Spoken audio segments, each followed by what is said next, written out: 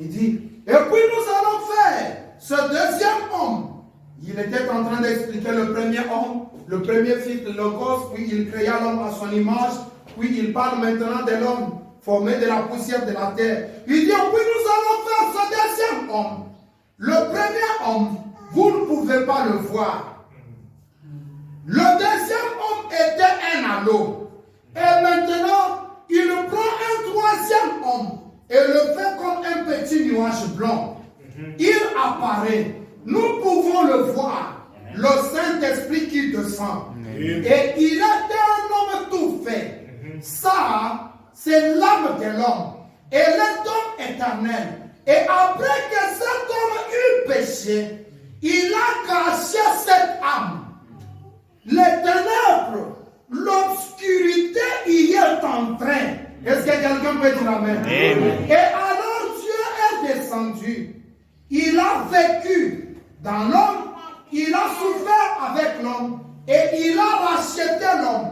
Et le Saint-Esprit entre dans l'homme et ôte de lui cette obscurité. Amen. Et le péché. Amen. Et il les ramène dans une communion parfaite.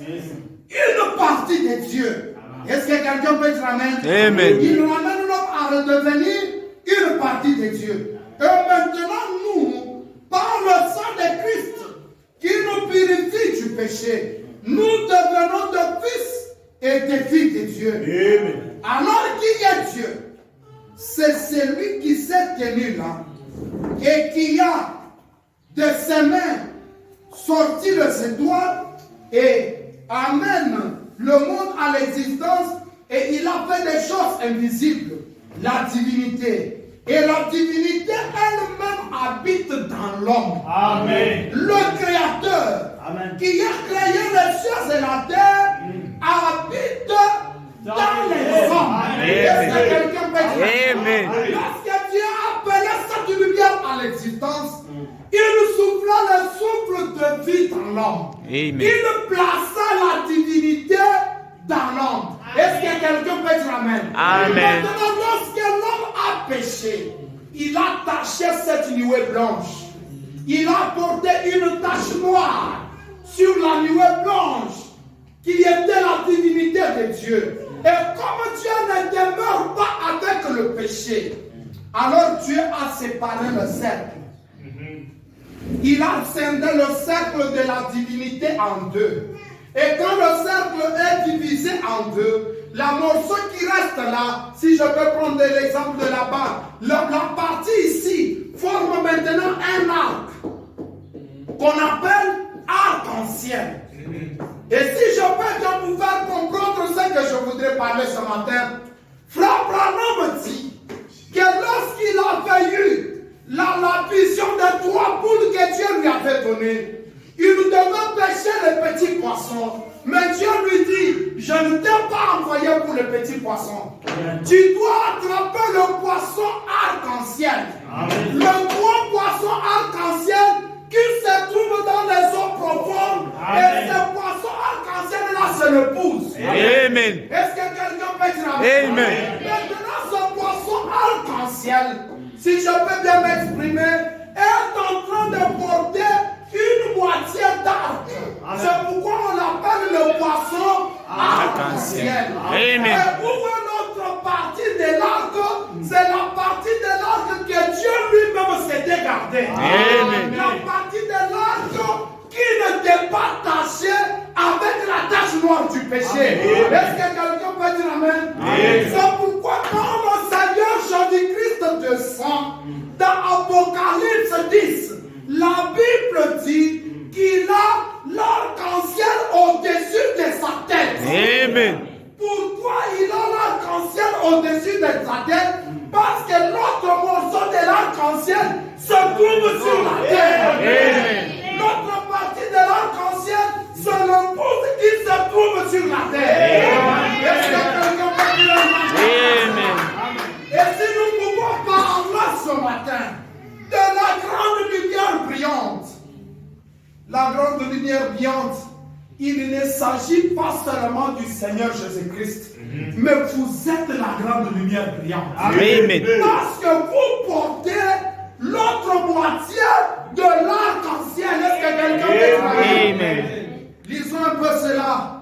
dans la Bible, avant que nous puissions lire le prophète. La Bible dit ceci dans Matthieu, chapitre 5.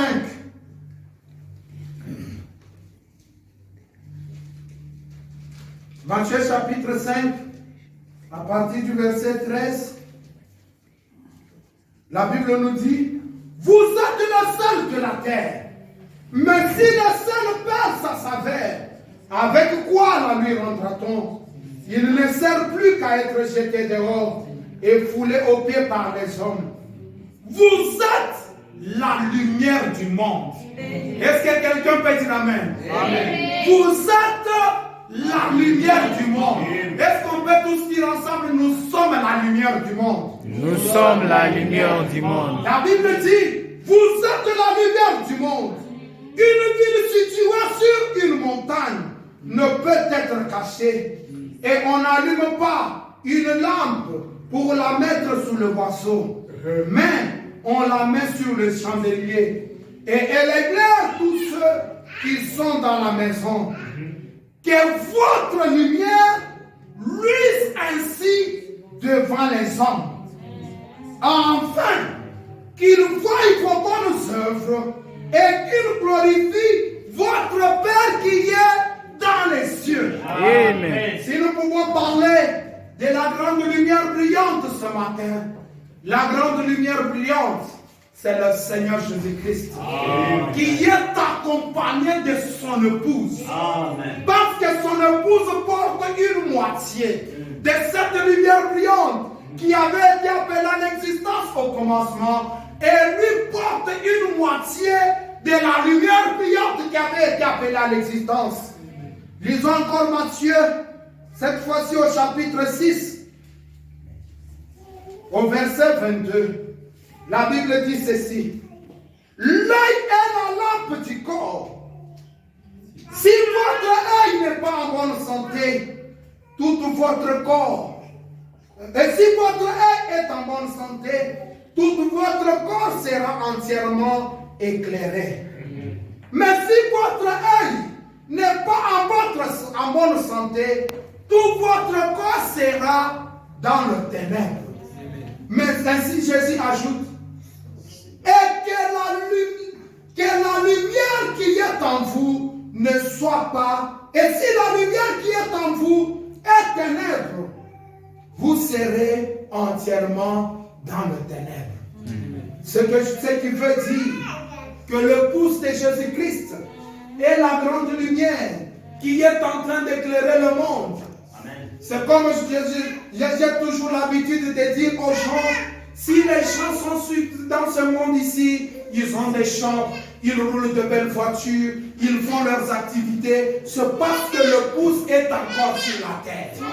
C'est parce que l'épouse, qui est la grande lumière, se trouve encore sur la terre.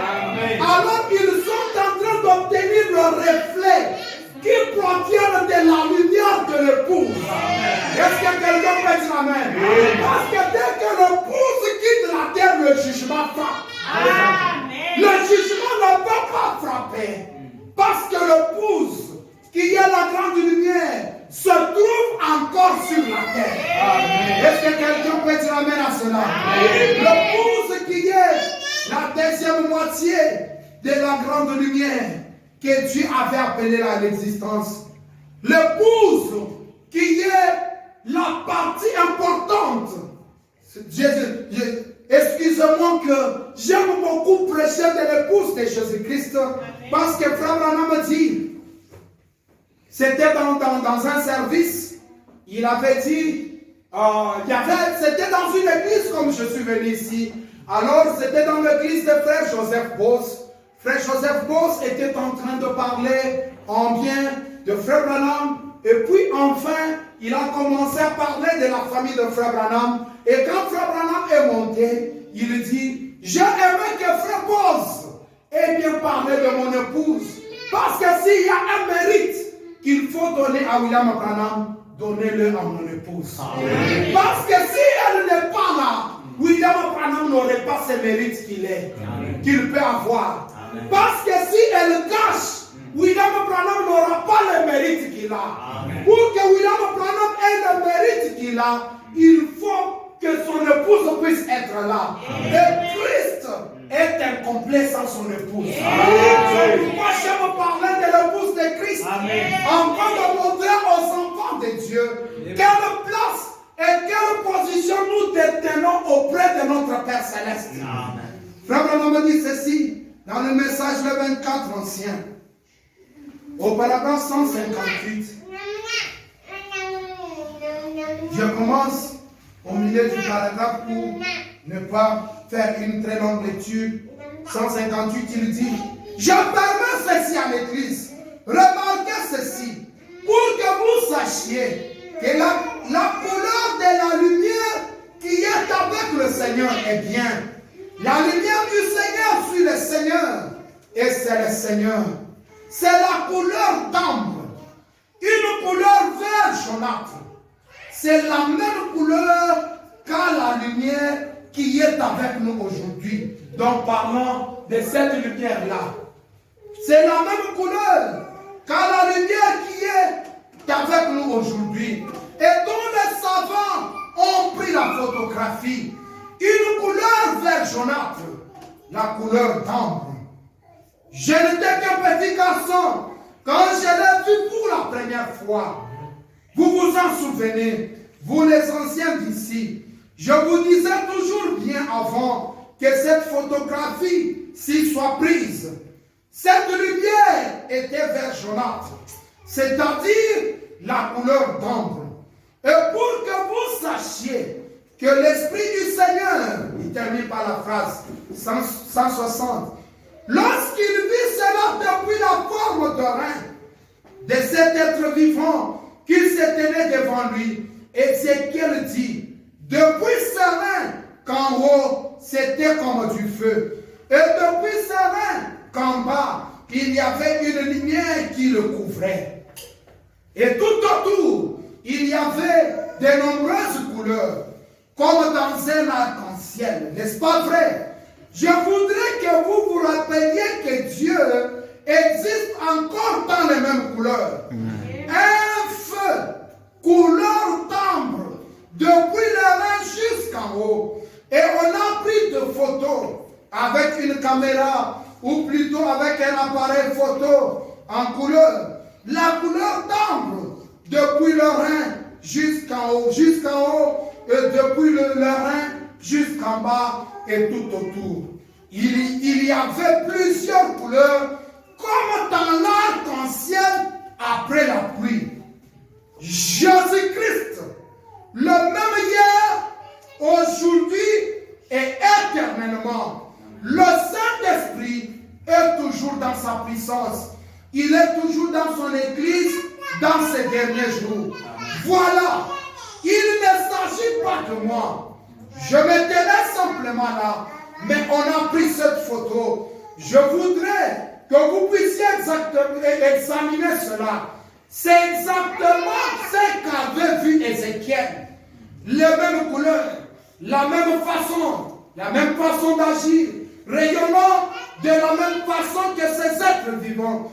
Qu'est-ce que cela signifie? Les êtres vivants représentaient l'Église vivante. Amen. L'Église qui vit par la puissance et la résurrection de Christ.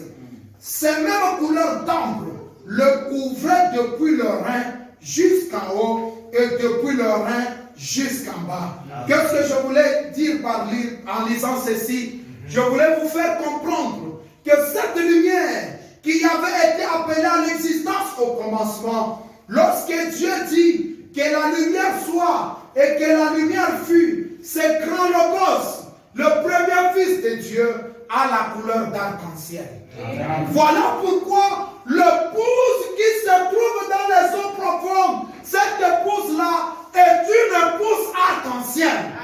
Ce n'est pas un hasard.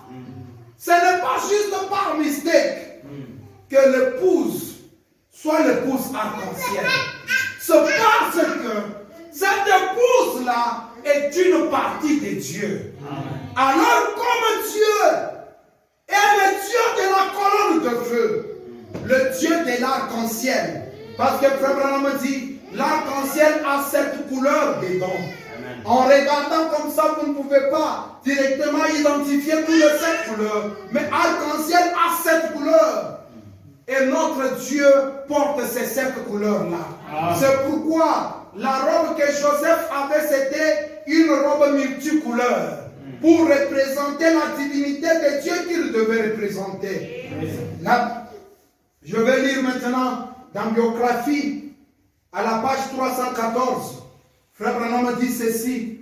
Je commence juste au début de la page. Il dit, il y a 9 ans, j'entrais pour la première fois dans le ministère. J'avais eu une vision. J'étais en train de pêcher du poisson. Mais ce poisson avait des taches blanches et noires sur les dos. Il n'avait pas de bonne façon. Mais maintenant, dans cette vision-là, j'ai vu cette eau claire j'ai vu dans cette eau claire une belle truite arc-en-ciel. Belle truite, il appelle ça truite parce que c'était un gros poisson. Frère Branham dit, j'ai vu une belle truite arc-en-ciel. Et le lac était extrêmement large. Tout autour étaient des centaines et des centaines de prédicateurs, pêchant des petits poissons. Et je dis dans mon cœur, je suis aussi bon pêcheur qu'eux, ou même meilleur qu'ils ne le sont. J'espérais attraper le grand poisson et magnifique et commencer à préparer ma ligne et l'hameçon pour pouvoir faire quoi? Pour attraper le gros poisson magnifique.